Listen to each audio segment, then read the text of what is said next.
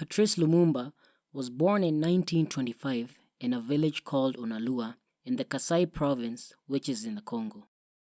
He was the second born of four boys. His parents named him Ise Tasumbu Tawosa. He later changed his name to Patrice Lumumba, which means crowd or team. As a kid, Lumumba was cheerful and playful. He liked singing and dancing. He was also a troublemaker and never backed down from a challenge. Even though he fit in well and got along with other people, he always questioned authority and what he was taught. A story is told of a time when a government official came to their village and said the quality of their rubber was low. The villagers feared punishment and offered the government official chickens and eggs. Lumumba did not understand this and planned with a couple of friends to ambush the guy. When the time came for the ambush, his friends grew cold feet and abandoned the mission and left Lumumba to confront the guy on his own. This white guy soon after demanded to see the father because he could not believe the boy's defiance. Lumumba was also a smart guy in school. He liked to read and was ahead of his peers. He, however, did not stay in school for too long after he got into an argument with a teacher due to correcting the teacher's spelling mistake. You see, the schools were very authoritarian and did not like students who questioned too much. He later enrolled in a nursing assistant school. He, however, could not join the school after a former teacher wrote to the school warning that he's a troublemaker and therefore leading to his exclusion. This marked the end of his attempt to try and get a formal education and could not attain a school certificate. When he was about 20, he decided to leave his hometown and move to Stanleyville, now Kisangani, to try and make something of himself. Stanleyville was tough. There was extreme segregation and black people were treated harshly. For example, the ones hired as house servants could not leave their rooms and there was curfews put on black people at night. That's right, as a black person, one could not walk freely at night. Even Africans with money could not visit most restaurants, theaters, and access social amenities. One even had to carry a badge to show what they did. Lumumba was hosted by a man called Paul Kimbulu, who was from his tribe. He stayed with Paul's family for a couple of years and was treated like a family member. He eventually got a job as a clerk with the post office. He also started to attend some classes in the evening. He was determined to gain as much knowledge as possible. He was able to acquire a primary school certificate while in Stanleyville and got a better job in Leopoldville. Now, during these years, Lumumba began writing articles criticizing Belgian colonialism. He was becoming vocal and was a very good orator. He eventually joined a class of black Congolese called the Evolue. These were black people who were deemed to be a bit superior to other black people. For one to join this group, a white person was to visit your home, observe your family, and how you behave. They basically judged a person on how white they could behave before they were accepted into this class. Belonging to this class gave one special privileges that other Africans did not have. They could occasionally visit restaurants that other black people could not. They also could walk freely at night and a few more privileges. Lumumba kept climbing up the ranks and was highly respected by people. He even spoke better French than a lot of the Belgians.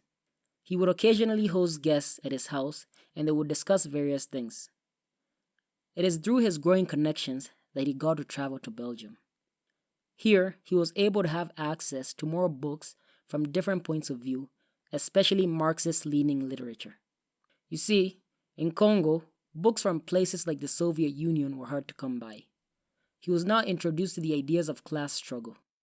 He also observed that white people in Belgium were poor and only a few upper class who ran things were really wealthy. This in a way helped demystify the idea that somehow white people were inherently better and lived better lives. Soon after, he was arrested and spent a year in jail. The charge was embezzling money from the postal office. After his release, he became now way more hostile towards the Belgians. You see, initially he had a neutral view of colonization and could see some benefits such as education, industrialization, and the like. Now he wanted nothing to do with the system. He now saw that gaining privileges for a few was not enough. Congo needed to be free for everyone. He formed a party called MNC. Most of the political parties being formed around this time were tribal-based. Lumumba's party, however, had more of a national outlook. He wanted to have a united Congo. It is through formation of this party that he met a young man named Joseph Mobutu. Mobutu looked up to Lumumba. He became one of his followers and a close friend of his. In 1958, Lumumba went to Ghana to represent MNC in the All People's Conference. He met Kwame Nkrumah and they developed a friendship as Pan-Africanists. Back home, he continued to spread the anti-colonial message. The Belgian government was getting annoyed by him. He just kept on getting more popular. Lumumba was arrested again in 1959 and spent 6 months in jail. This time, it was for inciting a violent protest which led to a lot of deaths. While in detention, he was thoroughly mistreated. He was now hell-bent on taking down the colonial government. No more Mr. Nice Guy. The Belgian government wanted a transition period in which they would slowly give the Congolese independence. Lumumba was not having any of that. He wanted a free Congo now. Lumumba was released and was able to attend the Congolese Roundtable Conference in Brussels, Belgium. This conference was to chart the future of Congo. Congo was to be given its freedom and independence on 30th June 1960. Elections were held on May that year to determine who would lead the new Congolese government. Lumumba's party won majority seats and will be in the next government. Lumumba became Congo's first prime minister, with Kasavubu as the president. Lumumba's main goal was the detribalizing of the Congo. You see, the Belgians had succeeded in segmenting the Congo into tribal blocks and therefore there was no national Congolese identity. Lumumba saw this as a huge challenge to improving the lives of the common Congolese. The King of Belgium traveled to Congo for the Independence Day celebrations. Speeches came from different people, including the King and Kasavubu, who heaped praise on Belgium and thanked them a lot. After his speech, people thought the occasion was over. However, Lumumba went up to give a speech. He was not scheduled to give a speech that day. He gave a speech that was heard around the world.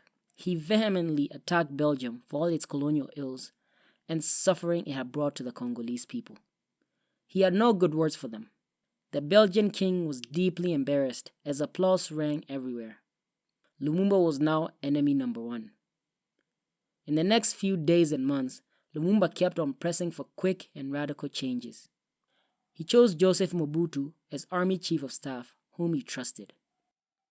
President Dwight Eisenhower of the US saw Lumumba as a huge threat and said that he must be eliminated. You see, Lumumba was getting a bit cozy with the Soviets, and that was not good news for the US. For a while, the US had been buying uranium from Belgium to manufacture nuclear weapons. If Lumumba took control of the Congo, they could potentially lose out. Behind the scenes, the Belgians were plotting. Katanga province, which was the richest province in Congo in terms of resources, was really crucial to the Belgians. They could not risk losing this place to the Congolese nation. They started supporting a guy called Moise Tshombe, who was from the region, to galvanize support and become a huge tribal bloc to protect the resources of Katanga. Katanga declared independence from the Congo. Congo was heating up. Africans were now in an armed struggle against the European overlords. Belgium responded by sending troops to Congo, mostly to Katanga to protect Belgian citizens and also safeguard the resources in this province. Lumumba saw this as foreign powers interfering with Congo's sovereignty. He traveled to the US to try and seek help from the UN. The UN, however, was hesitant in helping. There were so many players now in the Congo who had all their own personal interests. He now sought African countries' support. He met with several heads of states who received him warmly, and Guinea and Ghana pledged military support. Back home, he declared a state of emergency. He was trying to put out too many fires with barely any water. A few weeks later, he called on the Africans' head of states for help, but none came to his rescue. Most said they'd work through the UN. Kasavubu, seeing that things were escalating and fearing a coup, dismissed Lumumba. Lumumba immediately went on radio and called Kasavubu a traitor and termed his actions illegal. As all this was going on, somebody else was scheming. Remember Lumumba's close friend Joseph Mobutu? He had started to work with the CIA and organized a coup. This caught Lumumba by surprise. He was soon put under house arrest. Mobutu was watching him closely. And now, Lumumba knew that his time was limited. After a month or so, he escaped house arrest. He was now a man on the run. The governments of the US, UK, and Belgium wanted him eliminated. He now had to get to Stanleyville, where he still had people loyal to him. This is where he would consolidate his support and plan the way forward. On the way, Mobutu's men intercepted them, and he was detained. Mobutu now had the support of the West and could do what he wanted in the country. He was then taken to Katanga district, where Chombe would decide what to do with him. Lumumba and two other men, Mpolo and Okito, were taken to the forest and executed. The Belgian government wanted to wipe any trace of him from the earth.